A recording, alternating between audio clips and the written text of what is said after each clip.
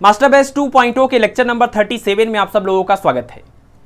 तो ये है unit number 5 electricity and magnetism का लेक्चर नंबर 2 और आज की इस क्लास का भी हमारा टॉपिक है इलेक्ट्रोस्टैटिक।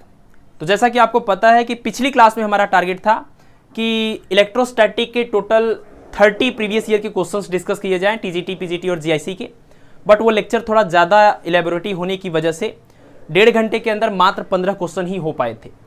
तो जो बचे हुए 15 क्वेश्चन थे पिछली क्लास के, उसको आज की इस क्लास में हम कवर करेंगे, ठीक है ना।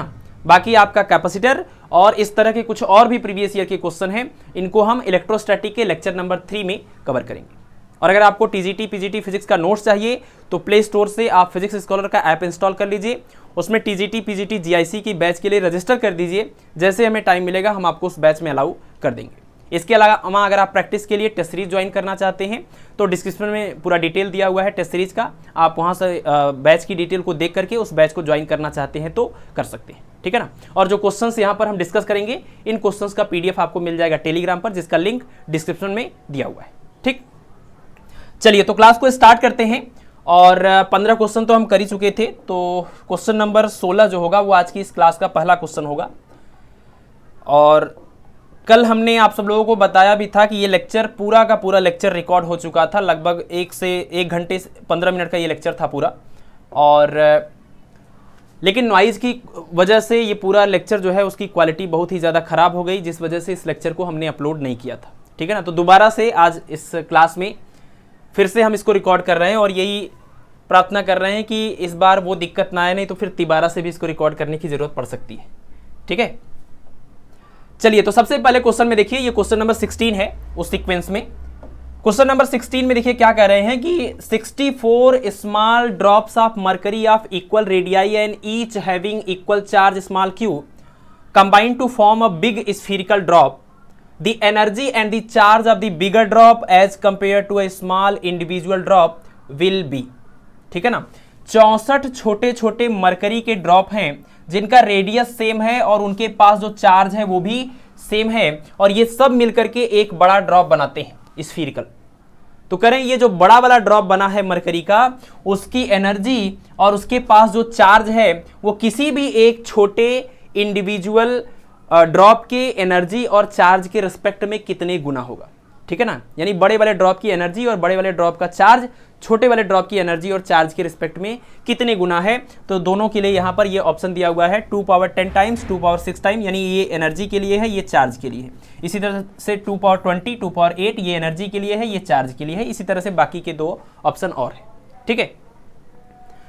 तो चलिए इस क्वेश्चन को सॉल्व करने से पहले हम आपको एक फार्मूला बता देते हैं कि अगर हमारे पास 2 स्फीरिकल शेप के चार्ज बॉडीज हैं, उसमें से एक अगर है ये कंडक्टिंग नेचर का और दूसरा है नॉन कंडक्टिंग नेचर का, ठीक है। आपको पता है ना, हमने पिछली क्लास में भी ये बात डिस्कस किया था काफ़ी डिटेल में, जब हम इलेक्ट्रिक फील्ड और पोटेंशियल को कंपेयर कर रहे थे एक स्फीरिकल सेल के लिए और एक सॉलिड स्फीयर के लिए। तो उसमें हमने बताया था कुल मिलाकर के 2 ही केस बनते हैं। तो जो पहला केस बन गया वो आप कह सकते हैं कि ये आपका कंडक्टिंग स्फीयर है, या कह सकते हैं नॉन कंडक्टिंग स्फीरिकल सेल है, या फिर कंडक्टिंग स्फीरिकल सेल है। तो इन सारे केस में एक तरह का रिजल्ट आएगा, और दूसरा जो है वो है नॉन कंडक्टिंग स्फीयर, यानी कि ये सॉलिड वाला केस है ना। नॉन कंडक्टिंग सॉलिड स्फीयर का जो केस है वो अलग है, और बाकी जो 3 पॉसिबिलिटी बनती है उनके लिए एक केस बनता है, ठीक है।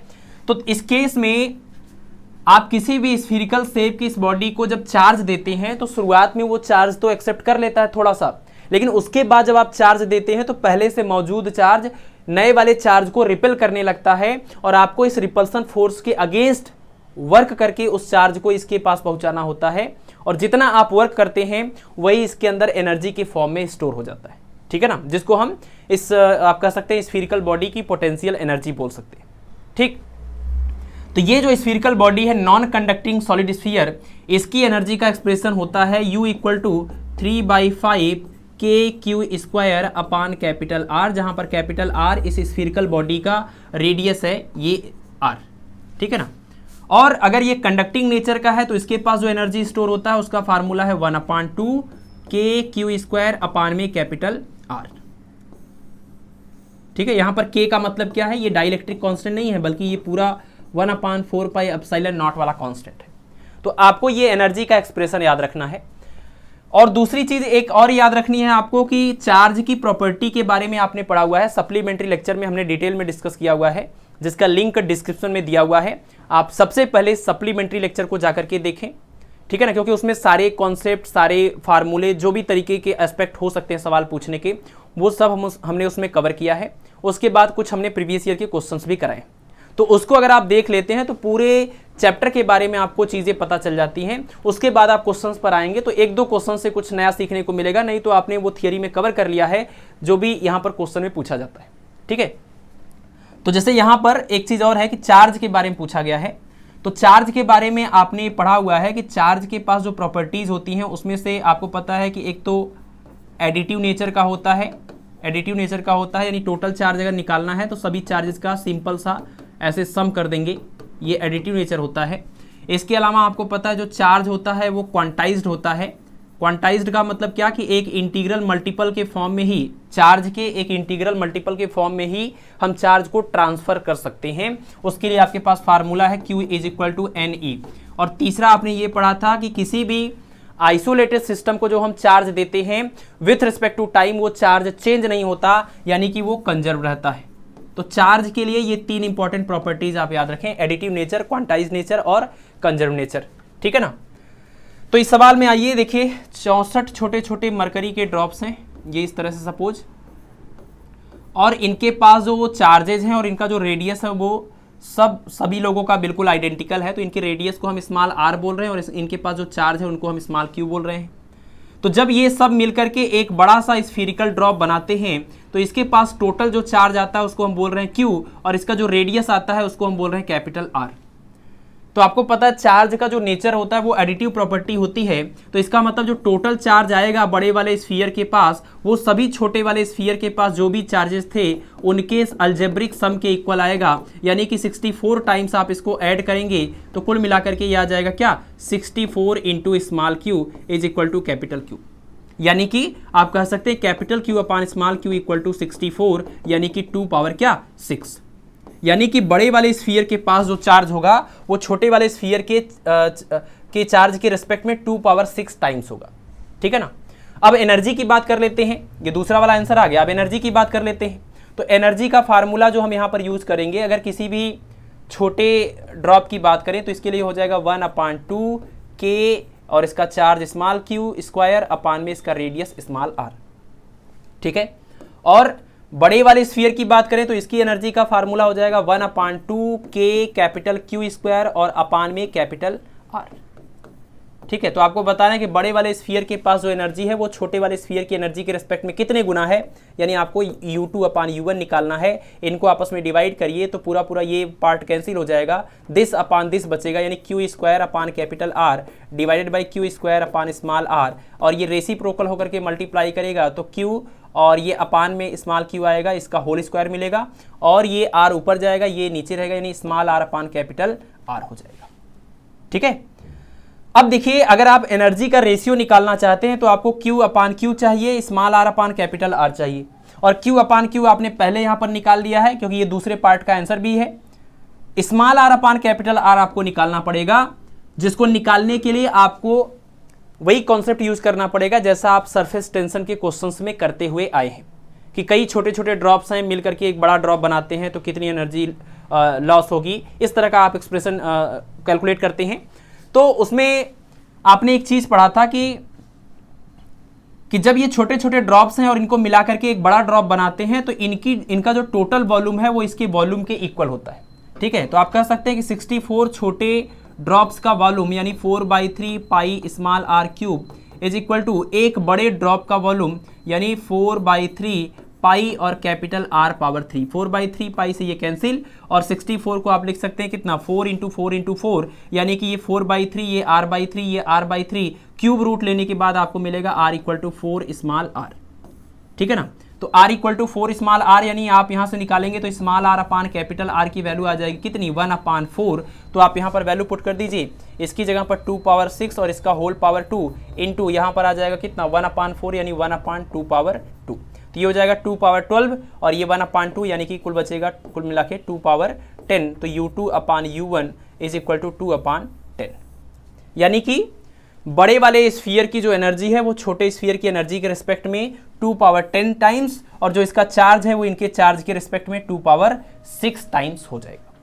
ठीक है, चलिए तो इसको आप नोट करना चाहते हैं तो नोट कर सकते हैं। ये फार्मूले तो आप जरूर ही नोट करें, बाकी चीज़ों को आप छोड़ सकते हैं या स्क्रीनशॉट ले लीजिए, आगे बढ़ें फिर हम। ठीक है, क्योंकि बैक होकर के हमें ऑप्शन चेक करना है। आप देख लीजिए ये 2 पावर 10 है और ये 2 पावर 6 है, क्योंकि ये मिट जाएगा दोबारा से। ठीक है, तो देखिए इसमें कौन सा ऑप्शन करेक्ट है, 2 पावर 10 और 2 पावर 6, यानी कि जो ऑप्शन नंबर ए दिया हुआ है वो बिल्कुल करेक्ट है, क्योंकि पहली वैल्यू जो है वो एनर्जी के लिए है, दूसरा चार्ज के लिए है। तो 2 पावर 10 टाइम्स एनर्जी हो जाएगा और 2 पावर 6 टाइम्स चार्ज हो जाएगा। ठीक है, चलिए अगला क्वेश्चन देखते हैं, क्वेश्चन नंबर 17। क्वेश्चन नंबर 17 में कह रहे हैं कि a charge small q is distributed uniformly over a ring of radius small a, electric field intensity at a point on the axis of the ring at a distance small x from the center will be। ये तो directly एक formula है कि अगर किसी ring के ऊपर, अगर a रेडियस वाले किसी रिंग के ऊपर q चार्ज यूनिफॉर्मली डिस्ट्रीब्यूटेड है, ठीक है, जैसे मान लीजिए ये एक रिंग है जिसका रेडियस है a और ये उसका सेंटर है, और इसके ऊपर जो पूरा चार्ज डिस्ट्रीब्यूटेड है वो चार्ज है q, तो कह रहे हैं कि इसके सेंटर से और एक्सिस के ऊपर x डिस्टेंस जाने के बाद इलेक्ट्रिक फील्ड का एक्सप्रेशन क्या होगा। ठीक है, तो इलेक्ट्रिक फील्ड का जो एक्सप्रेशन होता है रिंग के केस में एक्सिस के ऊपर x डिस्टेंस पर, वो होता है E is equal to 1/4 pi epsilon naught. ठीक है ना, और यहाँ पर आता है QX और अपान में a square plus x square का होल पावर 3/2। ये हो गया इलेक्ट्रिक फील्ड के लिए एक्सप्रेशन। अब इसके साथ साथ आप पोटेंशियल का भी एक्सप्रेशन याद रखें कि यहाँ पर अगर पोटेंशियल निकालना हो इस चार्ज डिस्ट्रीब्यूशन की वजह से तो थोड़ा सा ही चेंज है, 1/4 पाई एप्सिलॉन नॉट। सिर्फ यहाँ से x को हटाइए, q को लिखिए और यहाँ पावर 3/2 को 1/2 करिए, बाकी चीज़ें एज इट इज रहेंगी। तो a square plus x square का पावर 1/2। ठीक है, ये हो जाएगा आपका पोटेंशियल का एक्सप्रेशन। तो किसी भी रिंग के ऊपर जो चार्ज डिस्ट्रीब्यूटेड है यूनिफॉर्मली, उसकी वजह से इलेक्ट्रिक फील्ड और पोटेंशियल दोनों का एक्सप्रेशन आपको याद रखना है। इसके ऊपर कोई रेशियो वाला न्यूमेरिकल पूछा जा सकता है या सीधे सीधे कैलकुलेट करने के लिए वैल्यू दी जा सकती है, तो कुछ भी इसमें पूछा जा सकता है। फिलहाल इसमें इन्होंने सीधा सा फार्मूला पूछा था, QX upon a square plus x square power 3/2, बाकी ये कॉन्स्टेंट है 1/4 पाई एप्सिलॉन नॉट। ठीक है, चलिए अगला सवाल, ये तो फार्मूला था। और आज की क्लास में ज़्यादातर क्वेश्चन आपको ऐसे ही मिलेंगे, बहुत ही सिंपल, ज़्यादातर केस में फार्मूले ही पूछे गए। इसमें कह रहे हैं कि 3 point charges plus 4q minus q and plus 4q are placed on the x axis at a point x equal to 0, x equal to a and x equal to 2a respectively. Then यानी कि 3 charges का system है जिनका position भी दिया हुआ है, तो आपको बताना है कि 3 चार्जेस का ये जो सिस्टम है ये किस तरह के इक्विलिब्रियम में होगा। पिछली क्लास में आपने इक्विलिब्रियम के 2 क्वेश्चन किए थे, जिसमें सिर्फ आपने क्या किया था कि इक्विलिब्रियम की कंडीशन को होल्ड करा करके आपने स्मॉल q और कैपिटल Q के बीच का रिलेशन निकाला था। अभी आपको ये नहीं बताना है कि वो इक्विलिब्रियम में है कि नहीं, क्योंकि सवाल ये एक्सेप्ट कर रहा है कि वो इक्विलिब्रियम में है। आपको बस ये बताना है कि वो जो इक्विलिब्रियम है वो कौन सा इक्विलिब्रियम है, स्टेबल इक्विलिब्रियम या फिर अनस्टेबल इक्विलिब्रियम। ठीक है, तो आपको पता है कि स्टेबल इक्विलिब्रियम या अनस्टेबल इक्विलिब्रियम किसको बोलते हैं। तो सबसे पहले हम इसकी थियोरी को थोड़ा सा डिस्कस कर लेते हैं, फिर इस क्वेश्चन के ऊपर आएंगे। सपोज कि केस नंबर 1 लेते हैं। सपोज कि हमारे पास 2 चार्जेज हैं यहाँ पर, और एग्जाम्पल वही वाला लेते हैं जो आपने पिछली क्लास में जो क्वेश्चन किया था। 2 चार्जेज हैं प्लस q और उनकी बिल्कुल सेंटर पर हमने रखा हुआ है प्लस में स्मॉल q। ठीक है, तो इन दोनों चार्जेस की वजह से इस टाइम इसके ऊपर बिल्कुल इक्वल और अपोजिट फोर्स लग रहा है रिपल्सन की वजह से, यानी नेट फोर्स इसके ऊपर 0 लग रहा है, और नेट फोर्स 0 लगने की वजह से ये कहीं भी नहीं जाएगा, यानी ये इक्विलिब्रियम स्टेट में है। ठीक है, अगर सपोज कि हम इस चार्ज को इसके इस इनिशियल पोजीशन से किसी भी एक चार्ज की तरफ थोड़ा सा शिफ्ट कर दें, जैसे इस चार्ज को उठा करके यहाँ पर कर दें, तो क्या होगा कि ये चार्ज अब इस वाले चार्ज के ज़्यादा नज़दीक चला गया है, डिस्टेंस कम हो गया है, यानी इसका जो रिपल्सन था वो बहुत ज़्यादा बढ़ जाएगा, और इससे ये दूर चला गया है, यानी इसका जो इधर वाला रिपल्सन था वो अब कम हो जाएगा। यानी इधर कम फोर्स लग रहा है, इधर की तरफ रिपल्सन कम काम कर रहा है, जबकि इधर की तरफ रिपल्सन ज़्यादा काम कर रहा है, यानी ये वाला फोर्स डोमिनेट करेगा। तो फाइनली इस चार्ज के ऊपर इसी डायरेक्शन में फोर्स लगेगा और ये अपनी इस वापस से इस इक्विलिब्रियम पोजीशन में लौट जाएगा। तो जब भी कोई सिस्टम इक्विलिब्रियम पोजीशन पे इक्विलिब्रियम कंडीशन में होता है, तो अगर उसमें से हम उस चार्ज को इक्विलिब्रियम पोजीशन से डिस्प्लेस कर दें और वो दोबारा से अपने उस पोजीशन पर लौट आए, इस तरह के इक्विलिब्रियम को हम बोलते हैं क्या? Stable equilibrium. ठीक है ना, स्टेबल इक्विलिब्रियम। तो यानी ये इस टाइम स्टेबल इक्विलिब्रियम का कंडीशन होल्ड कर रहा है। ठीक है, दूसरा केस आप समझिए, मतलब इसी में पार्ट 2 समझिए आप। इसी सिस्टम के अंदर अगर हम उस चार्ज को डिस्प्लेस कर रहे हैं इसके एक्सिस के बिल्कुल परपेंडिकुलर डायरेक्शन में, तो कहानी थोड़ी अलग हो जाएगी। जैसे आप देखिए, इसको डिस्प्लेस करके यहाँ पर पहुँचा देंगे तो क्या होगा? इस पॉजिटिव चार्ज के बीच में इधर रिपल्सन, इसके और इसके बीच में इधर रिपल्सन, और दोनों का जो रिजल्टेंट आएगा पैरेललोग्राम लॉ के अकॉर्डिंग वो आएगा इस डायरेक्शन में। यानी कि अगर आप चार्ज को उसके इक्विलिब्रियम पोजीशन से डिस्प्लेस कर रहे हैं लेकिन एक्सिस के बिल्कुल परपेंडिकुलर, तो ये चार्ज दोबारा से वापस लौटकर इस पोजीशन पर नहीं आएगा। इसका मतलब इस टाइम ये जो इक्विलिब्रियम है वो है आपका अनस्टेबल इक्विलिब्रियम। ठीक है ना, कौन सा इक्विलिब्रियम? Unstable equilibrium. ठीक, तो जब चार्ज को आप उसके एक्सिस पर ही डिस्प्लेस करेंगे तो ये स्टेबल इक्विलिब्रियम शो करेगा, और उसके बिल्कुल परपेंडिकुलर अगर डिस्प्लेस करेंगे तो अनस्टेबल इक्विलिब्रियम शो करेगा। दूसरा केस समझ लीजिए। दूसरा केस ये है कि अगर जो आपने ये किनारे पर चार्ज रखे हैं उसका जो नेचर है, अंदर वाले चार्ज का नेचर उससे बिल्कुल अलग है, यानी ये निगेटिव है, जैसा कि इस वाले सवाल में भी दिया हुआ है। तो अगर ये निगेटिव है तो बिल्कुल इसी का उल्टा रिजल्ट आपको देखने को मिलेगा। ठीक है, इस टाइम इसके ऊपर इक्वल और अपोजिट चार्जेस लग रहे हैं, यानी ये इक्विलिब्रियम में है। लेकिन इसको आप डिस्प्लेस करके किसी भी एक चार्ज की तरफ इंक्रीज करेंगे, ले जाएंगे। सपोज ये चार्ज इधर यहाँ से शिफ्ट होकर के यहाँ चला गया। अब क्या होगा? इनके और इनके बीच में लगने वाला अट्रैक्शन फोर्स, इस डायरेक्शन में लगने वाला अट्रैक्शन फोर्स काफ़ी ज़्यादा बढ़ जाएगा। ठीक है ना, क्योंकि डिस्टेंस आपने इनके बीच का कम कर दिया है। लेकिन इनके और इनके बीच में लगने वाला जो इधर की तरफ लगने वाला अट्रैक्शन था वो घट जाएगा, क्योंकि आपने इनके बीच का डिस्टेंस बढ़ा दिया है ना। पहले दोनों फोर्स बिल्कुल इक्वल और अपोजिट थे, इसलिए ये इक्विलिब्रियम में था, रुका हुआ था यहाँ पर।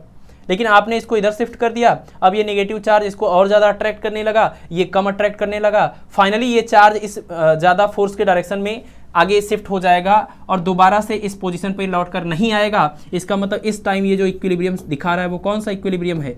Unstable equilibrium. ठीक है, और इसी का दूसरा केस समझ लीजिए। इसी का दूसरा केस, अगर हम इसको इसके एक्सिस के बिल्कुल परपेंडिकुलर डायरेक्शन में शिफ्ट करते, तो इसको बिल्कुल परपेंडिकुलर डायरेक्शन में शिफ्ट करने पर क्या होगा? इसको अगर हम यहाँ से यहाँ लेकर जाएं, ये माइनस क्यू चार्ज हो गया।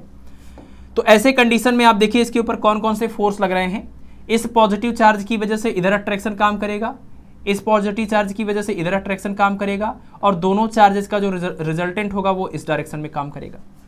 इसका मतलब कि इस टाइम इस चार्ज को जब आप यहाँ से यहाँ लेकर के गए हैं तो इस पर जो फोर्स लग रहा है उसकी वजह से ये दोबारा से अपनी पुरानी इक्विलिब्रियम पोजीशन में लौट के आ जाएगा। इसका मतलब ये हो गया आपका क्या? Stable equilibrium. Stable equilibrium. ठीक है, तो आपको ध्यान रखना है कि इस सिस्टम में कब स्टेबल है, कब अनस्टेबल है, इस वाले सिस्टम में कब स्टेबल है और कब अनस्टेबल है। ठीक है, अब यहाँ पर जो सवाल आपको दिया है उस सवाल में तो ये बताया नहीं कि आपको जो चार्ज को डिस्प्लेस करके उसका इक्विलिब्रियम का टाइप चेक करना है वो किस डायरेक्शन में उसको डिस्प्लेस करना है, एक्सिस के अलोंग या एक्सिस के बिल्कुल परपेंडिकुलर। तो ये अंडरस्टूड होता है कि जब कुछ नहीं बोला गया है तो आपको एक्सिस के अलोंग ही उसको डिस्प्लेस करके उसके इक्विलिब्रियम का टाइप चेक करना है। जैसा कि सवाल है इसमें दिया हुआ, ये है +4q, ये है +4q, और यहाँ बीच में है -q चार्ज। पोजीशन है x = 0, यहाँ पर x = a और यहाँ पर x = 2a। ठीक है, अब अगर हम इस चार्ज को डिस्प्लेस करें, आप पहले तो ये देख लीजिए ये इक्विलिब्रियम में है कि नहीं है। आप किसी भी चार्ज के ऊपर लगने वाला इस टाइम फोर्स निकालेंगे, चाहे आप इसके ऊपर लगने वाला फोर्स इन दोनों की वजह से अट्रैक्शन इक्वल अपोजिट 0, इसके ऊपर इन दोनों की वजह से लगने वाला फोर्स निकालेंगे वो भी 0 आएगा। आप निकाल लीजिएगा, डिस्टेंस पता है, चार्ज पता है तो 0 ही आएगा। या इसके ऊपर करेंगे तो वही सेम कहानी यहाँ मिल जाएगी। इस तरह का आपने सवाल भी पीछे 2 किया हुआ है। तो यानी इस टाइम ये पूरा का पूरा सिस्टम आपका इक्विलिब्रियम में है, पूरा सिस्टम इक्विलिब्रियम में है ना। और पूरा का पूरा जो सिस्टम है वो अभी इक्विलिब्रियम में है, लेकिन कौन सा इक्विलिब्रियम है, स्टेबल की अनस्टेबल? तो आपको क्या करना होगा, इस चार्ज को अपने एक्सिस के ऊपर ही थोड़ा सा डिस्प्लेस करना होगा किसी भी एक चार्ज की तरफ। जैसे आप इसको शिफ्ट करेंगे इधर से इधर, अब आप देखिए इस नेगेटिव और पॉजिटिव के बीच में अट्रैक्शन और ज़्यादा बढ़ जाएगा, जबकि इस पॉजिटिव और नेगेटिव के बीच में इधर वाला अट्रैक्शन कम हो जाएगा। ये वाला चार्ज डोमिनेट करेगा तो ये इधर ही आगे निकल जाएगा, इस यहाँ पर लौट कर नहीं आएगा। इसका मतलब ये क्या हो गया, अनस्टेबल इक्विलिब्रियम का केस। पूरा का पूरा सिस्टम आपका इक्विलिब्रियम में था, लेकिन कौन सा इक्विलिब्रियम निकला, अनस्टेबल इक्विलिब्रियम। ठीक है, तो इस तरीके से आपको पता करना होता है कि कब स्टेबल आएगा और कब अनस्टेबल आएगा। या तो आप इसको एज अ रिजल्ट याद भी कर सकते हैं कि अगर ये दोनों चार्ज का नेचर और इसका नेचर सेम है तो एक्सिस के अलोंग स्टेबल और परपेंडिकुलर डायरेक्शन में अनस्टेबल, और अगर इसका उल्टा है तो एक्सिस के अलोंग अनस्टेबल और इसके परपेंडिकुलर डायरेक्शन में स्टेबल।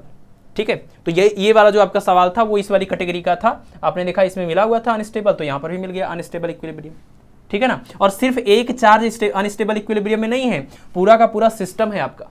क्योंकि आपने शुरुआत में चेक किया ना कि इसके ऊपर लगने वाला फोर्स अगर जीरो है, साथ में ही इसके या इसके ऊपर लगने वाला फोर्स भी जीरो है, यानी पूरा का पूरा सिस्टम था आपका इक्विलिब्रियम में। हमने एक का इक्विलिब्रियम डिस्प्लेस कर दिया, चेंज कर दिया, फिर हमने देखा कि वो दोबारा से उस पोजीशन में लौट के नहीं आ रहा है। इसका मतलब ये अनस्टेबल इक्विलिब्रियम की कैटेगरी में आ गया।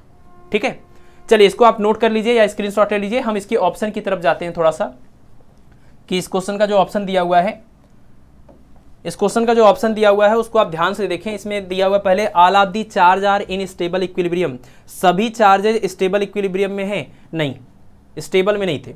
All of the charges are in unstable equilibrium, सभी के सभी चार्जेज अनस्टेबल इक्विलिब्रियम में हैं, ये बिल्कुल सही आंसर है। इसके अलावा देखिए only +4q charge are in stable equilibrium, केवल इस वाले चार्ज की बात कर रहे हैं, क्या वही इक्विलिब्रियम में था? स्टेबल अनस्टेबल तो बाद में चेक करते हैं, क्या यही वाला चार्ज स्टेबल इक्विलिब्रियम में था? नहीं, बीच वाले चार्ज के ऊपर भी टोटल फोर्स जीरो था, किनारे वाले दोनों चार्जेस के ऊपर भी लगने वाला फोर्स जीरो था। इसका मतलब सिर्फ यही नहीं था, बाकी लोग भी थे। और दूसरा ये कि ये स्टेबल नहीं बल्कि अनस्टेबल था, है ना। यहाँ पर देखिए only -q charge are in stable equilibrium, क्या सिर्फ बीच वाले चार्ज के ऊपर ही नेट फोर्स जीरो था शुरुआत में? नहीं, बगल वाले जो दोनों +4q वाले चार्ज थे उनके ऊपर भी नेट फोर्स जीरो ही था। यानी पूरा का पूरा जितने भी चार्ज थे, यानी पूरा सिस्टम आपका शुरुआत में इक्विलिब्रियम में था। बाद में हमने चेक किया कि वो इक्विलिब्रियम कौन सा निकल के आया, अनस्टेबल।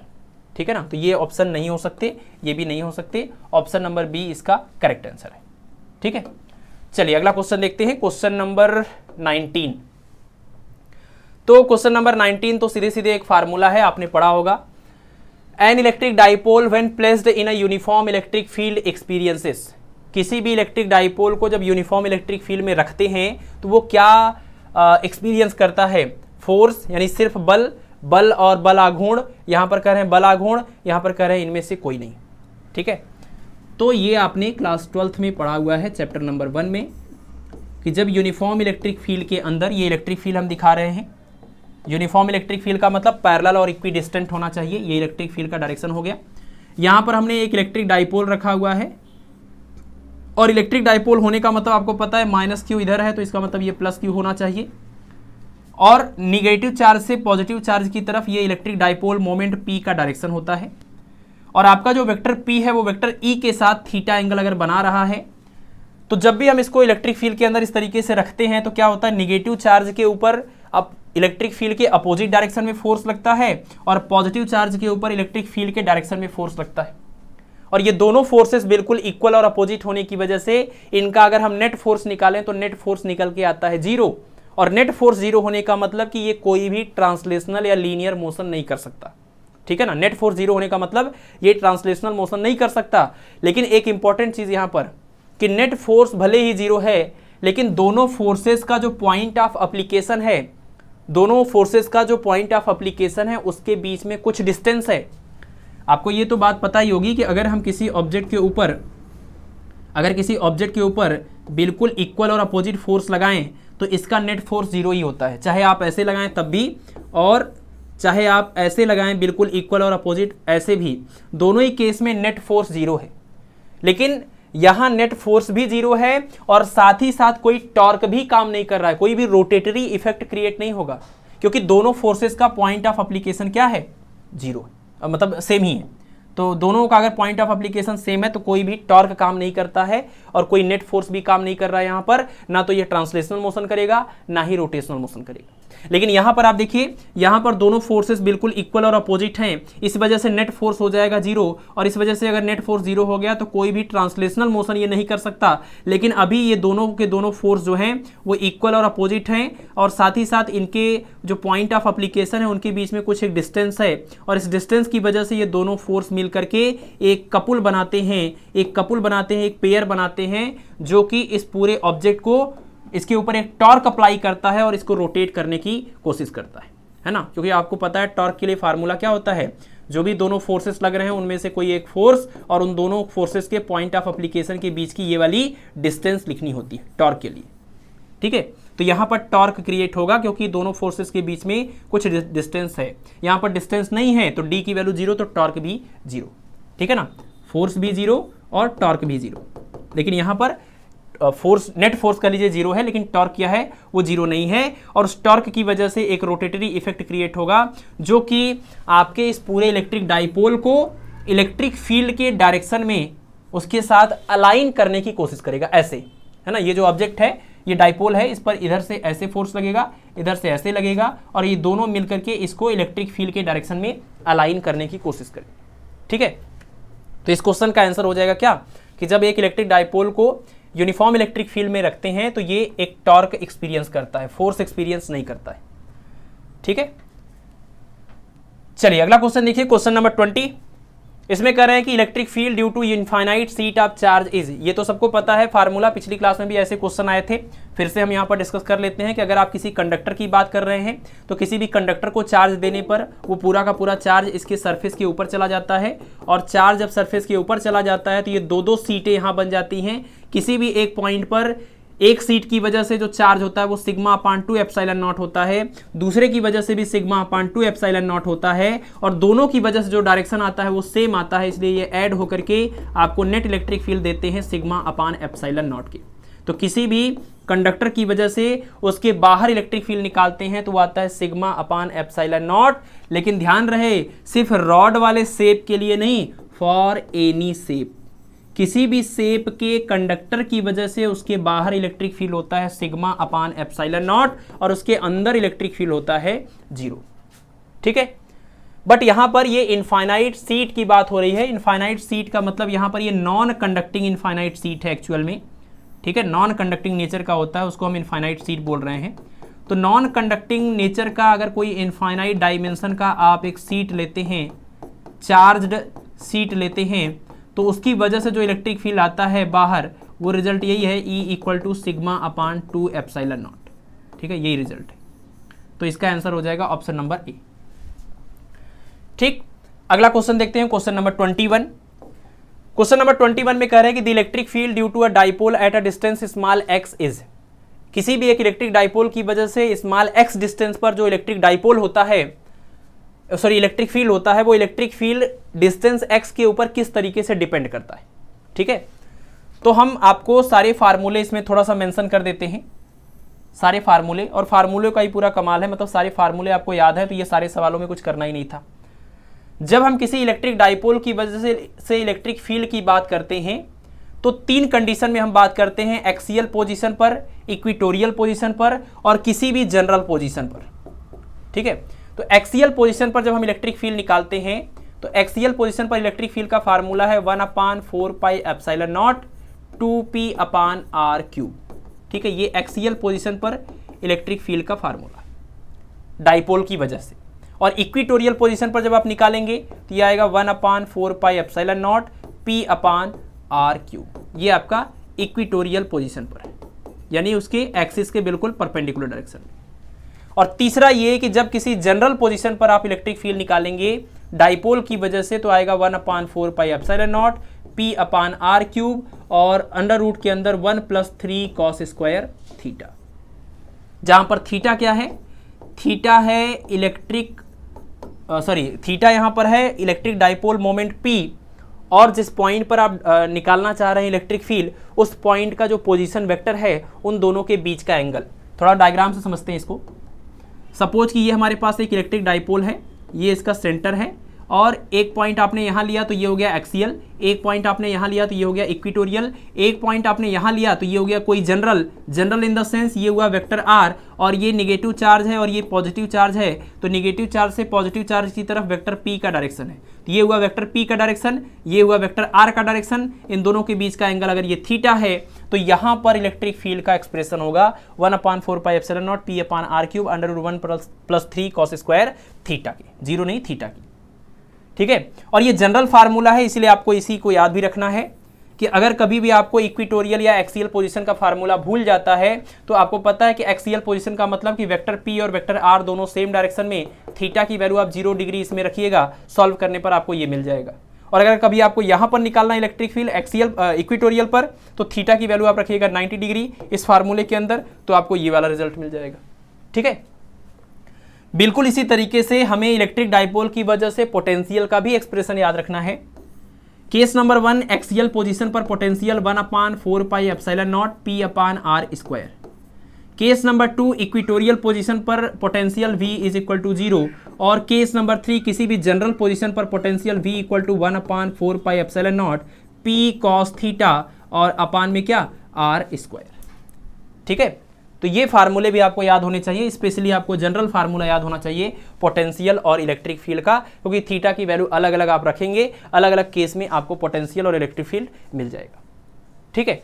और एक फार्मूला और यहीं पर याद आ रहा है, उसको भी आप देख लें कि अगर आपके पास दो इलेक्ट्रिक डाइपोल हैं जिनके डाइपोल मोमेंट P1 और P2 हैं, दो इलेक्ट्रिक डाइपोल इस तरह से हैं जिनके डाइपोल मोमेंट P1 और P2 हैं, तो उन दोनों डाइपोल के बीच में लगने वाला जो फोर्स है उसका एक्सप्रेशन है 1/4πε0 6p1 p2/r⁴। आपको ये याद रखना है सिर्फ कि दो डाइपोल के बीच में लगने वाला जो फोर्स होता है वो फोर्स उन दोनों के बीच का, उनके सेंटर्स के बीच का, सेंटर मतलब ये उनके सेंटर्स के बीच का जो डिस्टेंस होता है उसके पावर 4 के इनवर्सली प्रोपोर्शनल होते हैं, ठीक है ना। पावर 4 के इनवर्सली प्रोपोर्शनल होता है दो डाइपोल के बीच में लगने वाला फोर्स, ठीक।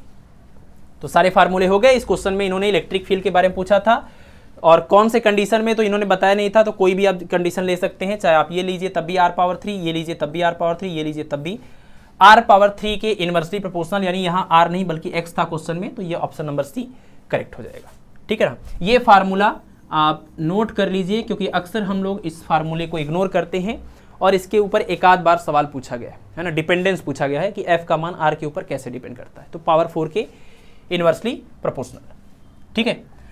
क्वेश्चन नंबर 22 में देखिए कह रहे हैं कि if v = 2x² - 3y² + z² represents the electrostatic potential at a point, find the electric field intensity at the point 1, 2, -1 is, ठीक है।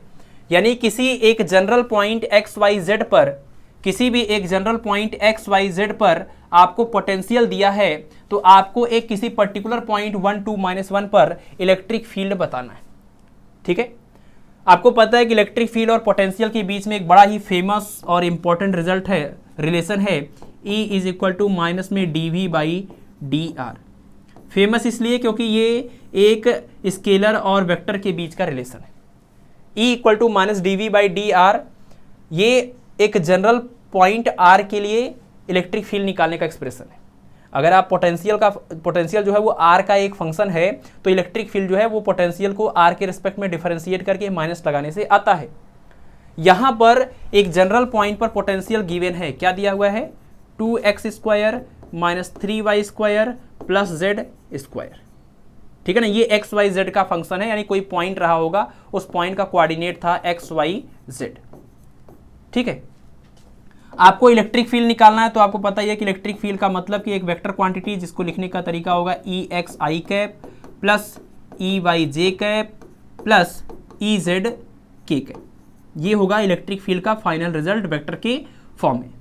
और इस इलेक्ट्रिक फील्ड के फाइनल रिजल्ट को लिखने के लिए हमें क्या चाहिए, x कंपोनेंट चाहिए, y कंपोनेंट चाहिए और z कंपोनेंट चाहिए, ठीक है। और इलेक्ट्रिक फील्ड का जो हमारे पास जनरल फार्मूला है, उस फार्मूले के हिसाब से हम इसके x, y और z कंपोनेंट लिख सकते हैं। क्या लिखेंगे कि Ex = लिखना है तो क्या बन जाएगा, माइनस, देखिए जब r का फंक्शन था पोटेंशियल तो आपने r के हिसाब से इलेक्ट्रिक फील्ड निकाला, लेकिन आपका पोटेंशियल का अगर हमें सिर्फ x कंपोनेंट निकालना है तो हमें यही फार्मूला यूज करना होगा, सिर्फ x के रिस्पेक्ट में डिफरेंशिएट करना होगा। और चूंकि ये एक्स वाई जेड तीनों इसमें हैं इन्वॉल्व, तो हमें सिर्फ एक्स के लिए डिफरेंशिएट करना है, तो एज अ पार्शियल डिफरेंशिएशन करना होगा, बाकियों को एज अ कांस्टेंट ट्रीट करते हुए। तो ई एक्स इक्वल टू हो जाएगा माइनस में del V by del X, और इसके लिए हो जाएगा E Y equal to minus में del V by del Y, और तीसरे वाले के लिए हो जाएगा E Z equal to minus del V by del Z के। ठीक है, यहां से आप देखिए minus del V by del X, यानी कि आपको इस इक्वेशन को एक्स के रिस्पेक्ट में पार्शियल डिफरेंशिएट करना है, तो कितना आ जाएगा, ये हो जाएगा 2x और बाकी सब जीरो हो जाएंगे और माइनस भी लग जाएगा, तो माइनस में 2x। अगला देखिए, इसको y के रिस्पेक्ट में डिफरेंशिएट करिए, del V by del Y, तो ये जीरो हुआ और ये हो जाएगा माइनस 6y, और इस माइनस की वजह से हो जाएगा प्लस में 6y। और इसको देखिए z स्क्वायर को डिफरेंशिएट करिएगा, 2z आएगा, और यहाँ माइनस की वजह से हो जाएगा माइनस में 2z। यानी आपने उसी general point X Y Z के ऊपर जब इलेक्ट्रिक फील्ड निकाला, तो ये इलेक्ट्रिक फील्ड कितना आ गया, ई एक्स की जगह पर हो जाएगा माइनस में 2x, उसके बाद आई कैप, ई वाई की जगह पर प्लस में 6y, उसके बाद जे कैप, और ई जेड की जगह पर आ जाएगा माइनस में 2z, उसके बाद के कैप। ये आपने निकाल लिया आर पॉइंट के ऊपर, पोटेंशियल जहां दिया था वहां पर आपने इलेक्ट्रिक फील्ड निकाल लिया। लेकिन आपको जो इलेक्ट्रिक फील्ड चाहिए वो इस पॉइंट के ऊपर चाहिए, तो आप इस पॉइंट के ऊपर भी इलेक्ट्रिक फील्ड निकाल सकते हैं, यानी इलेक्ट्रिक फील्ड एट पॉइंट 1, 2, -1 है ना, इस पॉइंट के ऊपर निकालना। तो एक्स वाई जेड की वैल्यू रखेंगे माइनस 2i कैप, और ये रखेंगे 2, तो हो जाएगा प्लस में 12 जे कैप, और यहाँ रखेंगे -1, तो ये हो जाएगा प्लस में 2 के कैप। ठीक है, तो ये हो जाएगा आपका final answer, minus 2i cap plus 12 जे कैप प्लस 2 के कैप। कुछ गड़बड़ तो नहीं हो गया? एक सेकेंड, यहाँ पर ज़रा देखिए, इसका जब हमने डिफरेंशिएशन किया था तो ये 2 2 जा 4x होगा, यहाँ पर हमने 2x ही लिखा था, पता नहीं किस वजह से, 4 ही होगा ना, माइनस में 4x आएगा, तो ये भी क्या हो जाएगा माइनस में 4x, यानी यहाँ पर भी क्या हो जाएगा, माइनस में x की वैल्यू 1 रखेंगे तो माइनस में 4 आएगा, तभी तो ये आंसर जो है आपका आएगा पहला वाला, माइनस 4i कैप प्लस 12 जे कैप और प्लस में 2 के कैप। ठीक है, चलिए, तो इस क्वेश्चन को आप इंपॉर्टेंट में ऐड कर लीजिए। इस टाइप के क्वेश्चंस जो हैं वो ज़्यादा पूछे जाते हैं, मतलब टाइप अगर देखा जाए तो इलेक्ट्रिक फील्ड और पोटेंशियल का जो रिलेशन है, इस तरह का सवाल आपके लिए इंपॉर्टेंट है टीजीटी, पीजीटी, जीआईसी के एग्जाम के लिए। अगला क्वेश्चन देखते हैं, क्वेश्चन नंबर 23। इसमें कह रहे हैं कि a charge small Q is placed at one corner of a cube, the electric flux linked with the cube will be. यानी इस बार जो चार्ज रखा हुआ है क्यूब के अंदर, वो प्रॉपर तरीके से क्यूब के अंदर नहीं है, बल्कि क्यूब के किसी एक कॉर्नर के ऊपर है। और क्यूब के कॉर्नर के ऊपर होने का मतलब उस चार्ज का कितना हिस्सा इस क्यूब के अंदर आएगा, यही चीज हमें समझना है। क्योंकि आपने पढ़ा हुआ गॉस थ्योरम के अकॉर्डिंग किसी भी क्लोज्ड गॉसियन सरफेस से पास होने वाला total electric flux is equal to enclosed charge upon में epsilon naught, enclosed charge upon में एप्सिलॉन नॉट। लेकिन जब चार्ज आपका कॉर्नर पर रखा हुआ है तो इसका मतलब इस पूरे, अगर हम इसको स्फीरिकल शेप का माने, इस पूरे चार्ज का 1/8 टाइम्स 1/8 जो पार्ट है सिर्फ वही इस वाले क्यूब के अंदर आएगा। अगर आपने सॉलिड स्टेट फिजिक्स में पढ़ा होगा कि यूनिट सेल क्या होता है, तो वहां पर आपने देखा था कि यूनिट सेल, अगर ये यूनिट सेल है तो इसके बगल में एक और बनाएंगे और इन दोनों के जस्ट सामने एक एक बनाएंगे।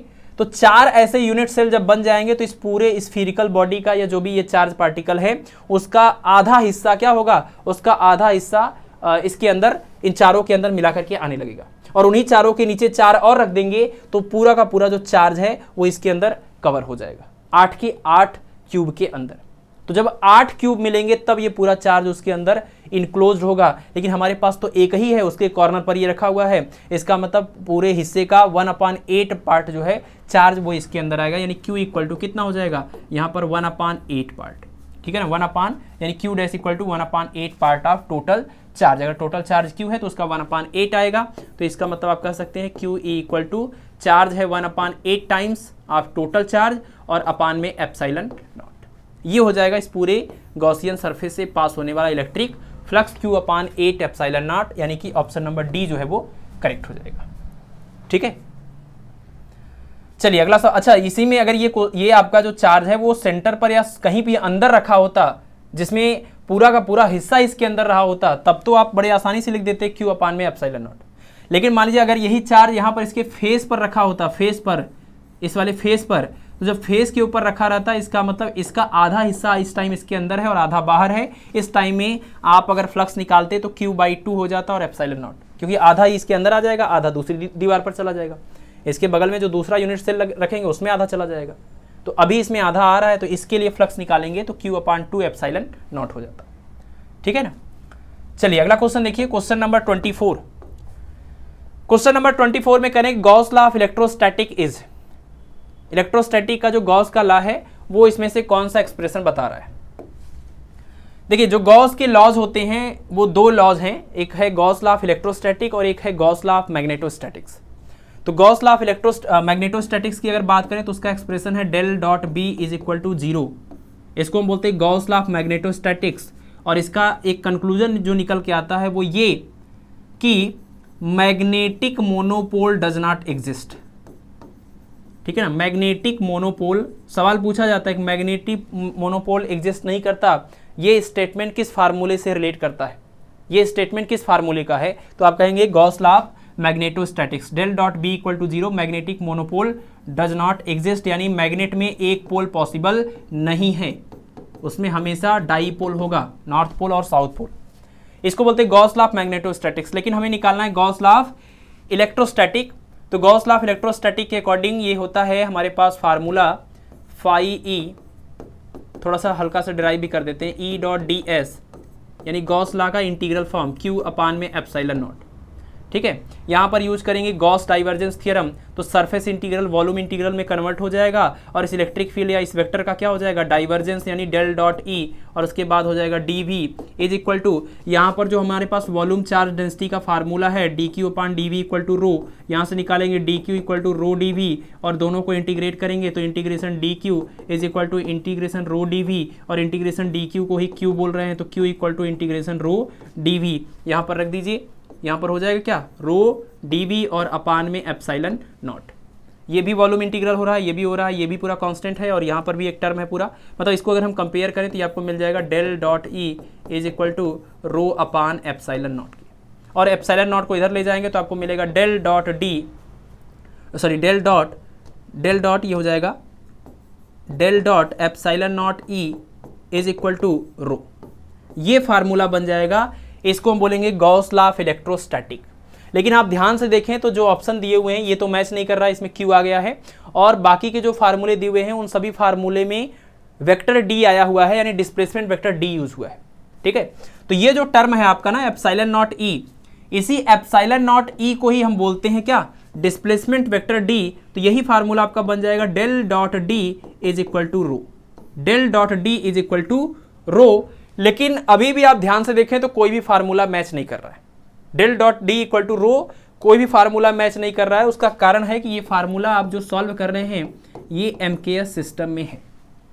अगर आप इसी फार्मूले को CGS सिस्टम में लिखते हैं तो जो एप्सिलॉन नॉट है वो रिप्लेस होता है 1/4 पाई से, तो जो अपान वाला 4 पाई है वो रो में मल्टीप्लाई करता है, यानी यही फार्मूला CGS सिस्टम में बनेगा। डेल डॉट अभी भी ये डिस्प्लेसमेंट वेक्टर ही है बट ये 1/4 टाइम्स हो जाता है, तो ये डेल डॉट डी हो जाएगा, और जो अपान वाला 1/4 टाइम्स था वो 4 पाई इधर चला जाएगा, तो 4 पाई यहाँ पर रो आ जाएगा। ये है CGS सिस्टम में गॉस लॉ ऑफ इलेक्ट्रोस्टैटिक। ठीक है ना, गॉस लॉ ऑफ इलेक्ट्रोस्टैटिक। तो del dot D equal to 4 pi rho, ये आपका CGS सिस्टम में एक्सप्रेशन दिया हुआ है। MKS का होता तो सिर्फ इतने से हो जाता। अब ये चीज यहां से ये कैसे कन्वर्ट हुआ है इसके लिए बस आप इतना याद रखें, ग्रिफिथ्स की जो इलेक्ट्रोडायनेमिक्स की बुक है उसके अकॉर्डिंग कभी भी आपको MKS टू CGS कन्वर्ट करना है, इलेक्ट्रोडायनेमिक्स के किसी फार्मूले को MKS टू CGS जाना है तो आपको एप्सिलॉन नॉट को रिप्लेस करना होगा 1/4 पाई से। ठीक है ना, जो भी फार्मूले आपको पता है इलेक्ट्रोडायनेमिक्स में आप उसमें एप्सिलॉन नॉट की जगह पर 1/4 पाई कर देंगे तो ये पूरा एक्सप्रेशन आपका CGS सिस्टम में चला जाएगा, है ना। अब ये पूरा आपको कैलकुलेट करने की जरूरत नहीं है कि एप्सिलॉन नॉट की जगह पर 1/4 पाई क्यों आया, कैसे आया, बस आप इतना याद रखें और इससे सारे क्वेश्चन आपके सॉल्व हो जाएंगे। ठीक है ना, एप्सिलॉन नॉट को आप रिप्लेस कर दीजिए 1/4 पाई से। कोई भी इस तरह का फार्मूला, जैसे कुलाम्स लॉ का ही ले लीजिए, कुलाम्स लॉ का जो फार्मूला है 1/4 पाई एप्सिलॉन नॉट और क्या है Q1 Q2 अपान में R²। ये फार्मूला MKS सिस्टम का है। CGS का करेंगे तो एप्सिलॉन नॉट की जगह पर 1/4 पाई करेंगे तो ये 4 पाई 1 अपान वाला और ये कैंसिल हो जाएगा, सिर्फ इतना आ जाएगा आपका CGS सिस्टम में। पोटेंशियल की बात करें, पोटेंशियल का एक्सप्रेशन होता है 1/4 पाई एप्सिलॉन नॉट और ये सवाल पूछा भी गया है, आई थिंक आगे होगा, नहीं तो फिर अगली क्लास में इसको मेंशन कर लेंगे। 1/4 pi epsilon naught P cos theta upon R square, ये है किसी भी इलेक्ट्रिक डाइपोल की वजह से जनरल पोजीशन पर पोटेंशियल का एक्सप्रेशन। पीछे फार्मूला भी मेंशन किया हमने, लेकिन ये एमकेएस सिस्टम में है। इसको जब आपको सीजीएस सिस्टम में लिखना होगा तो एप्सिलॉन नॉट को रिप्लेस करेंगे 1/4 पाई से, तो सिर्फ इतना आएगा आपका सीजीएस सिस्टम में पोटेंशियल का एक्सप्रेशन। ठीक है, तो बस आपको ये चीज़ याद कर लेना है, इसकी डिटेल में जाने की जरूरत नहीं है। हाँ, ये आप याद कर सकते हैं कि चार्ज जो होता है, चार्ज का जो सीजीएस यूनिट होता है वो होता है आपका क्या, ESU, जिसको हम ESU या स्टेट कुलाम बोलते हैं। और 1 कुलाम इक्वल टू होता है 3 × 10⁹ ESU। इसी ESU को हम बोलते हैं स्टैट कुलाम, स्टैट कुलाम। ठीक है ना, चार्ज का सीजीएस यूनिट है स्टैट कुलाम, और पोटेंशियल का जो सीजीएस यूनिट है वो है आपका स्टैट वोल्ट।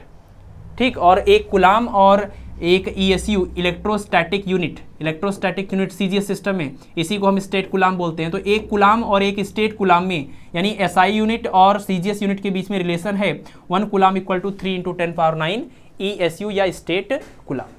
ठीक है, चलिए इतना ही पर्याप्त है, इससे ज़्यादा कुछ करने की जरूरत है नहीं हमें। टीजीटी, पीजीटी और जीआईसी के लिए मोर देन इनफ है, इतने से सारे प्रॉब्लम सॉल्व हो जाएंगे। अगला क्वेश्चन देखिए, question number 25। A semi circular ring has uniform charge distribution as shown in the figure. Figure तो है ही नहीं यहाँ पर, फिगर हम बना देते हैं। The direction of the electric field at centre O is. एक डायग्राम इसका पार्ट था जो कि यहाँ पर मिस हो गया है। एक सेमी सर्कुलर रिंग दिया हुआ है और इस सेमी सर्कुलर रिंग के ऊपर कुछ पॉइंट्स मेंशन हैं। यहाँ पर आपका पॉइंट A है, यहाँ पर पॉइंट B है, यहाँ पॉइंट O है, यहाँ पॉइंट C है।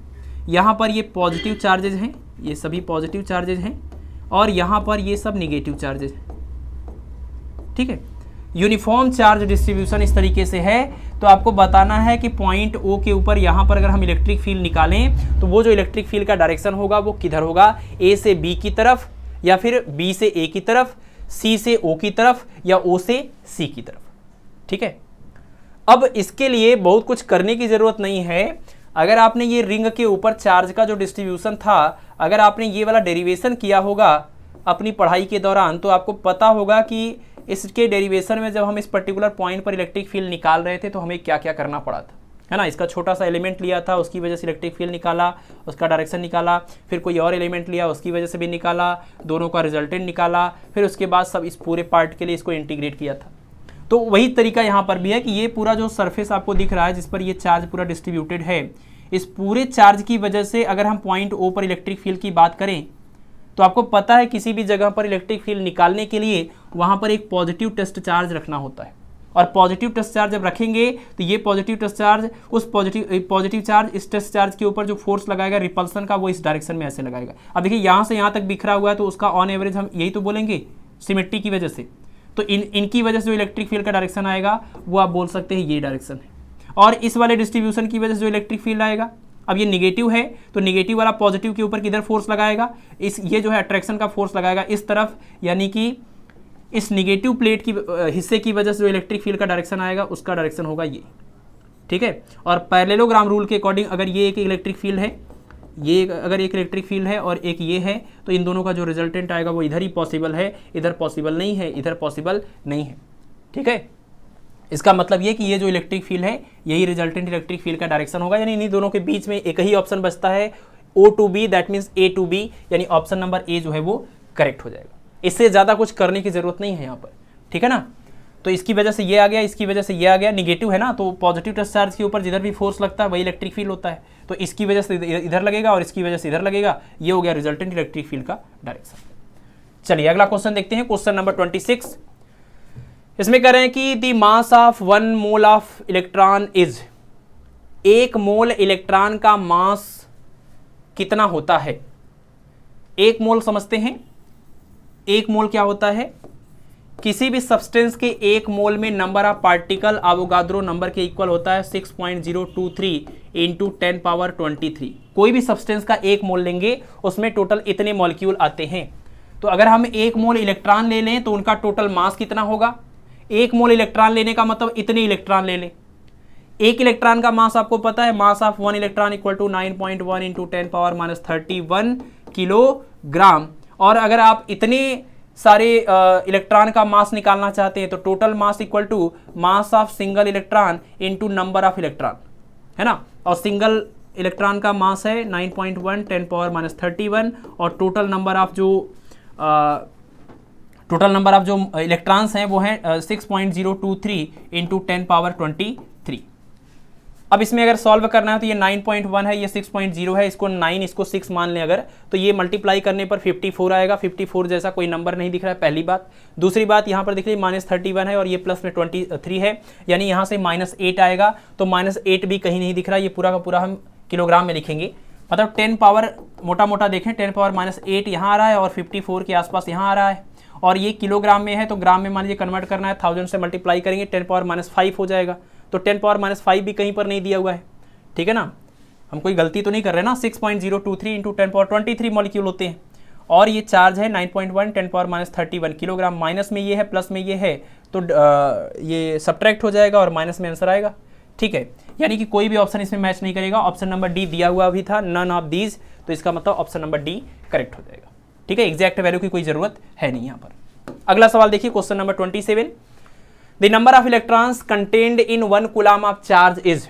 ये तो सबको आंसर भी याद होगा, ये बहुत ही फेमस क्वेश्चन है।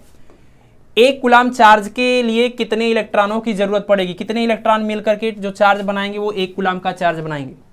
फार्मूला आपको पता है, क्यू क्वांटाइजेशन ऑफ चार्ज वाला, Q equal to N into E. अगर टोटल चार्ज आपको दिया है, नंबर ऑफ इलेक्ट्रॉन पूछ रहा है, तो आप यहां से निकाल सकते हैं इस फार्मूले से, है ना। लेकिन आपको 1 इलेक्ट्रॉन का चार्ज पता होना चाहिए। तो चार्ज है 1 कूलम, क्वेश्चन के अकॉर्डिंग नंबर ऑफ इलेक्ट्रॉन पता करना है, और fundamental charge 1.6 into 10 power -19 coulomb. इसको इधर ला करके अपान करिएगा तो n equal to 1/1.6 into 10 power -19, ये ऊपर जाकर के बनेगा 1/1.6 इंटू 10 पावर कितना 19, उसमें से एक 10 को बाहर निकालिएगा, बनेगा 10 पावर 1.6 इंटू 10 पावर 18, ऊपर नीचे 10 से मल्टीप्लाई कर दीजिए तो 100/16 और इंटू में 10 पावर 18, और 100 को 16 से डिवाइड करेंगे तो 6.25, और ये इंटू में 10 पावर क्या 18। ये तो फेमस क्वेश्चन है, इसका आंसर भी याद होता है सबको कि 1 कूलम चार्ज के लिए 6.25 इंटू 10 पावर 18 इलेक्ट्रॉनों की जरूरत पड़ेगी, यानी कि ऑप्शन नंबर बी जो है वो करेक्ट हो जाएगा, ठीक है ना। 6.25 इंटू 10 पावर 18 इलेक्ट्रॉन मिलेंगे, तो जो उनका टोटल चार्ज बनेगा वो चार्ज बनेगा 1 कूलम का। अगला क्वेश्चन देखेंगे, क्वेश्चन नंबर 28। क्वेश्चन नंबर 28 हम आपको कॉन्सेप्ट बता देते हैं, फार्मूले बता देते हैं, कैलकुलेशन आपको करना होगा। The electric field intensity due to a dipole of length 10 centimetre and having a charge of 500 micro coulomb at a point on the axis at a distance 20 centimetre from one of the charges in air is. ठीक है, air में एक electric dipole रखा हुआ है, और उस electric dipole का जो लेंथ है वो कह रहे हैं कि 10 सेंटीमीटर है। सपोज ये इलेक्ट्रिक डाइपोल है, इसकी टोटल लेंथ है 10 सेंटीमीटर यहाँ से लेकर के यहाँ तक का, और इसमें जो -q और +q चार्जेज यूज हुए हैं उनका मैग्नीट्यूड दिया हुआ क्वेश्चन में 500 माइक्रोकूलम, यानी आप कह सकते हैं 500 इंटू 10 पावर -6 कूलम, और इसकी टोटल लेंथ को हम 12 से रिप्रेजेंट करते हैं तो ये हो जाएगा 10 सेंटीमीटर, या इसको बोल सकते हैं 10 इंटू 10 पावर -2 मीटर। ठीक है, आपको इस डाइपोल से 20 सेंटीमीटर दूर जाना है, और कहां से मतलब 20 centimetre, from one of the charges. Dipole से 20 नहीं, डाइपोल से 20 का मतलब कि इसके सेंटर से बात होती है, लेकिन कह रहे हैं कि दोनों में से किसी एक चार्ज के पोजीशन से 20 सेंटीमीटर की दूरी पर आपको इलेक्ट्रिक फील्ड बताना है। तो आप देखिए, हम लोग हमेशा जो फार्मूला लिखते हैं और एक्सिस पर ही बताना है, तो एक्सिस पर इलेक्ट्रिक फील्ड का फार्मूला जो लिखते हैं वो इस तरीके से होता है 1/4πε0 2p और अपान में r³। और ये जो r होता है वो कहाँ से लिया जाता है, ये r हम लोग फार्मूले में जो लेते हैं वो यहाँ से सेंटर से लेते हैं। तो क्वेश्चन में कह रहा है कि किसी एक चार्ज से उस पॉइंट का डिस्टेंस कितना है, ये जो पॉइंट है इसका डिस्टेंस है 20 सेंटीमीटर। तो इसका मतलब इसके सेंटर से अगर निकालेंगे कितना होगा, ये टोटल 10 है तो इसका मतलब ये 5 होगा, तो 5 सेंटीमीटर और 20 मिला देंगे, ये r की वैल्यू बनेगी इस क्वेश्चन के लिए। r इक्वल टू हो जाएगा 25 सेंटीमीटर, यानी कि 25 इंटू 10 पावर -2 मीटर की। ठीक है, आपने यहां से r की वैल्यू निकाली, r निकल गया, 2l निकल गया, q निकल गया। अब आप इस क्वेश्चन को सॉल्व कर सकते हैं, लेकिन ध्यान रहे कि ये फार्मूला हम कब यूज करते हैं, ये फार्मूले का अगर डेरिवेशन के स्टेप आपको पता होंगे तो इसके डेरिवेशन के स्टेप में हमने एक अप्रोक्सीमेशन लिया था कि जो डाइपोल का लेंथ है या डाइपोल की लेंथ का जो आधा लेंथ L है वो इस पर्टिकुलर पॉइंट का जो डिस्टेंस है सेंटर से R, उस R के रिस्पेक्ट में ये L बहुत ही छोटा होता है। ये हमारा अजम्पशन था, अप्रोक्सीमेशन था। इस वाले डेरिवेशन में हमने माना था कि R जो है वो बहुत ज़्यादा है L से, या L बहुत छोटा है R से, तो R का स्क्वायर और बढ़ जाएगा और L का स्क्वायर और घट जाएगा, जिस वजह से फार्मूले में R square minus L square की जगह पर हमने R स्क्वायर को ही लिखना उचित समझा, क्योंकि बहुत ज़्यादा फर्क नहीं पड़ रहा था। तो तब जाकर के ये फार्मूला आया था। यानी इसके पहले का जो रियल स्टेप था वो ये था, कैलकुलेशन से जो आता है derivation time 1/4 pi epsilon naught, ये आया था 2pr और अपान में R square minus L square का whole square, sorry R square minus whole square, ठीक है। ये आपका यहाँ पर आया हुआ था, ठीक है। डेरिवेशन करते हुए ये रिजल्ट आता है। और इसमें जब आप R square minus L square को R स्क्वायर मान लेते हैं तो ये R का स्क्वायर यहाँ से और उसका पावर 2 करेंगे तो R पावर 4 का एक R इससे कैंसिल हो जाएगा, तो ये R पावर 3 बनेगा। तो 1/4 pi epsilon not 2p upon R cube, तब जाकर के ये वाला फार्मूला बनता है। और यहाँ इस सवाल में ये अप्रोक्सीमेशन यूज करने से जो आंसर आएगा वो ज़्यादा डेविएट हो जाएगा। ये बहुत ज़्यादा मतलब फाइनल आंसर जो एग्जैक्ट आंसर है उसके ज़्यादा करीब नहीं आएगा इससे।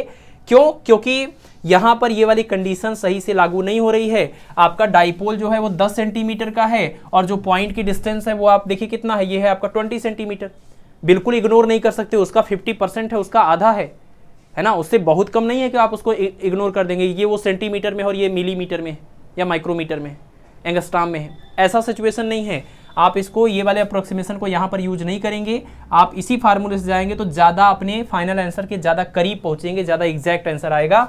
तो हमने आपको स्मॉल आर की वैल्यू बता दी 25 × 10⁻² मीटर। और L की बात करें तो L क्या है, इस पूरे डाइपोल लेंथ का आधा। तो L की वैल्यू आप निकालेंगे कितना, 2L = 10 सेंटीमीटर, तो L = 5 सेंटीमीटर, यानी 5 × 10⁻² मीटर। ये आपको L की वैल्यू रखनी है। L की वैल्यू, R की वैल्यू और P की वैल्यू। P कैसे निकलेगा, P = फार्मूला होता है Q × में 2L। तो Q यहाँ पर लिखा हुआ है और 2L यहाँ पर लिखा हुआ है। यहाँ से P निकालिएगा, यहाँ से R और L का मान इस इक्वेशन में रखिएगा, तब जाकर के आपको इस क्वेश्चन का आंसर मिलेगा। और जो भी इन चारों में से आपको मिल रहा है या जिसके भी सबसे करीब मिल रहा है वही आंसर हो जाएगा। कमेंट सेक्शन में आप इस क्वेश्चन का आंसर जरूर बताइएगा, कैलकुलेशन आपके लिए छोड़ रहे हैं, ठीक है। चलिए, कैलकुलेशन हम इस तरह के क्वेश्चन में इसलिए भी नहीं करते हैं क्योंकि एक तो टाइम वेस्ट होता है, दूसरा ये कि हमारे कैलकुलेशन के बारे में आपको पता है कि कैलकुलेशन में कितना ज़्यादा एरर होता है, इस वजह से हम इसको छोड़ रहे हैं। हमारा मेन यहाँ पर मुद्दा है कॉन्सेप्ट, है ना, कैलकुलेशन सीखना या सिखाना नहीं, और वो हम सिखा भी नहीं पाएंगे कैलकुलेशन आपको। तो आपका कैलकुलेशन बेहतर है, आप इसको कर सकते हैं। क्वेश्चन नंबर 29 बढ़िया सवाल है। इसमें है 2 electrons are at 10 centimetre apart from each other, gravitational and electric force are Fg and Fe respectively, the ratio Fg upon Fe will be of the order of. ठीक है, 2 इलेक्ट्रॉन हैं, एक दूसरे से 10 सेंटीमीटर की दूरी पर रखे हैं, उनके बीच में लगने वाले ग्रेविटेशनल और इलेक्ट्रिक फील्ड फोर्स का आपको रेशियो बताना है। Fg अपान Fe किस ऑर्डर का होगा, एग्जैक्ट वैल्यू नहीं बताना है, किस ऑर्डर का होगा वो ऑर्डर बताना है। ठीक है, तो इसके लिए हमने आपको नोट्स में भी लिख करके दिया हुआ है और सप्लीमेंट्री लेक्चर में भी बताया हुआ है कि ये 3 सिचुएशन आप याद रखें, क्योंकि फ्रिक्वेंटली यही तीनों सिचुएशन में आपसे इलेक्ट्रिक और ग्रेविटेशनल फोर्स का रेशियो पूछा जाता है। अगर एक प्रोटॉन है और एक प्रोटॉन है, एक प्रोटॉन है, एक इलेक्ट्रॉन है, एक इलेक्ट्रॉन है, एक इलेक्ट्रॉन है, कोई भी डिस्टेंस हो इनके बीच का, क्योंकि डिस्टेंस जैसा होगा उसी हिसाब से आप इलेक्ट्रिक फोर्स निकालेंगे, उसी हिसाब से आप ग्रेविटेशनल फोर्स निकालेंगे। और दोनों ही केस में F प्रोपोर्शनल टू 1/r² होता है, यानी इनवर्स स्क्वायर लॉ को फॉलो करते हैं दोनों लोग। तो वो r² से r² कैंसिल ही होना है, तो कोई फर्क नहीं पड़ता। ठीक है, तो दोनों प्रोटॉनों के बीच में लगने वाले ग्रेविटेशनल फोर्स और इलेक्ट्रिक फोर्स का जब हम रेशियो निकालते हैं तो हमने देखा कि Fe अपान Fg, ये इसका जो ऑर्डर मिलता है वो 10⁻36 का ऑर्डर होता है, 10⁻36 का ऑर्डर होता है। यहाँ पर जब प्रोटॉन और इलेक्ट्रॉन की बात करते हैं, देखिए इलेक्ट्रिक फोर्स पर तो कोई प्रभाव नहीं पड़ा क्योंकि चार्ज की वैल्यू सेम है, डिस्टेंस भी वही है जो यहाँ पर पहले थी। लेकिन यहाँ पर ग्रेविटेशनल फोर्स जो आएगा वो इस ग्रेविटेशनल फोर्स से कम हो जाएगा। क्यों? क्योंकि यहाँ पर दोनों प्रोटॉन थे, यहाँ एक प्रोटॉन है और एक इलेक्ट्रॉन है। इलेक्ट्रॉन का मास प्रोटॉन के मास से कम होता है, तो आपने प्रोटॉन हटा करके इलेक्ट्रॉन रख दिया, यानी मास कम कर दिया। मास कम कर दिया तो ग्रेविटेशनल फोर्स भी कम हो जाएगा, जिस वजह से ये वाला रेशियो बढ़ जाएगा। यहाँ पर आएगा Fe/Fg अप्रॉक्सीमेटली इक्वल टू, इसका ऑर्डर जो आता है वो 10 पावर 39, एक पैटर्न जैसा है, 36 है, 39 है, और अगला जो है वो 43 के आसपास आता है यहाँ पर, जब दोनों के दोनों इलेक्ट्रॉन होते हैं, क्योंकि ग्रेविटेशनल फोर्स और ज़्यादा कम हो गया, तो ये लगभग 10 पावर 43 का ऑर्डर आपको देखने को मिलता है। ठीक है, तो अभी तो सवाल में आपसे ये वाला पूछा गया, लेकिन कोई भी पूछ सकते हैं। सॉल्व करने में आपका टाइम वेस्ट होगा, सॉल्व करेंगे तब भी आंसर आएगा, कोई दिक्कत नहीं है, टाइम वेस्ट होगा, और ये फ्रीक्वेंटली पूछे जाने वाले क्वेश्चन है, इसलिए आपको याद भी रखना चाहिए टाइम को बचाने के लिए। ठीक है, तो यहां पर 2 इलेक्ट्रॉनों के लिए पूछा गया था और Fg/Fe पूछा गया था, और हम जो लिख रहे हैं वो Fe/Fg है, तो इसका उल्टा हमें बताना है, तो इसका उल्टा करेंगे, यानी Fg/Fe is equal to 1/10 power 43 का ऑर्डर मिलेगा, यानी 10 पावर -43 का ऑर्डर मिलेगा। ऑप्शन नंबर डी जो है वो करेक्ट हो जाएगा। ठीक है, ठीक, चलिए अब देखते हैं इस आज की इस क्लास का लास्ट क्वेश्चन, क्वेश्चन नंबर 30। और क्वेश्चन नंबर 30 कुछ भी स्पेशल नहीं है, पीछे हमने फार्मूला भी डिस्कस कर लिया इसका, कि torque on a dipole of moment P in electric field E is, मतलब E इलेक्ट्रिक फील्ड के अंदर जब हम कोई इलेक्ट्रिक डाइपोल रखते हैं, तो आपने देखा कि उस इलेक्ट्रिक डाइपोल के ऊपर एक टॉर्क काम करता है, एक टॉर्क काम करता है। अगर इसका डाइपोल मोमेंट P है और यहाँ इलेक्ट्रिक फील्ड E है, और डाइपोल मोमेंट P और इलेक्ट्रिक फील्ड E के बीच का एंगल थीटा हो, तो जो टॉर्क इसके ऊपर इस तरीके से काम करता है, उस टॉर्क का जो वेक्टर फॉर्म है वो है tau equal to P cross E। Scalar form में लिखेंगे तो टाउ इक्वल टू बन जाएगा PE साइन थीटा। ठीक है, तो आपको ये याद रखना है फार्मूला, आप दोनों में से दोनों के दोनों को याद रखें। अगर P और E का मान वेक्टर के फॉर्म में दिया है तो क्रॉस प्रोडक्ट करके आंसर निकाल लेंगे, अगर इसका स्केलर फॉर्म और थीटा दिया हुआ है तो आप यहाँ से सॉल्व करके टाउ का वैल्यू निकाल लेंगे। फिलहाल यहाँ पर इस क्वेश्चन में फार्मूला ही पूछे थे, और यहाँ पर हर जगह ये मिसिंग है, ये वेक्टर लगा रहेगा, तो ये जो ऑप्शन नंबर बी है वो करेक्ट हो जाएगा, tau equal to P cross E के। ठीक है, तो बस आज के लिए इतना ही। ये पिछली वाले क्लास का ये उधार बचा हुआ था, उसमें 30 क्वेश्चंस करने थे लेकिन नहीं हो पाया। किसी किसी जगहों पर बहुत ज़्यादा ओवर एलेबोरेटिव होने की वजह से इस तरह की दिक्कतें आती हैं, जिसके लिए हम क्षमा चाहेंगे। और अब इलेक्ट्रोस्टैटिक में जो कैपेसिटर नाम का टॉपिक है वो, और जिस तरह के क्वेश्चन अभी हमने पीछे के दोनों लेक्चर में किया है, इस तरह के कुछ और भी क्वेश्चंस हैं, पोटेंशियल वगैरह के ऊपर बेस्ड हैं और पोटेंशियल एनर्जी के ऊपर बेस्ड हैं, तो ये सारे क्वेश्चंस को भी हम अगली क्लास में ही ऐड करेंगे, और पूरा इलेक्ट्रोस्टैटिक अगली क्लास में कंप्लीट हो जाएगा। और उसके बाद फिर जो लेक्चर नंबर 4 होगा उसमें हम करंट इलेक्ट्रिसिटी टॉपिक को पढ़ेंगे। ठीक है, चलिए तो बस आज के लिए इतना ही, बाकी आप लोग पढ़ाई करते रहें और अपने स्वास्थ्य का ध्यान रखें। Thank you.